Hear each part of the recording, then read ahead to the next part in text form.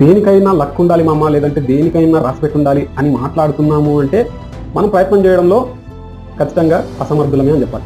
ఎందుకంటే గొప్ప గొప్ప విజయాలు సాధించిన ఎవరికైనా అంతే బ్రెయిన్ ఉంటుంది, మనకంతే బ్రెయిన్ ఉంటుంది. ఒకటి, విజయాలు సాధించేవాడు ఏం చేస్తున్నాడు, వాడు విజయం కోసం ఎంత కృషి చేస్తున్నాడు, ఎంత సమయాన్ని వెచ్చిస్తున్నాడు అనేది తేడా.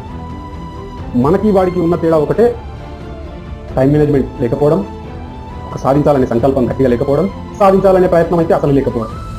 ఇవేవి కూడా లేకుండా ఒక వ్యక్తికి విజయం అనేది రావడం అనేది అసాధ్యం.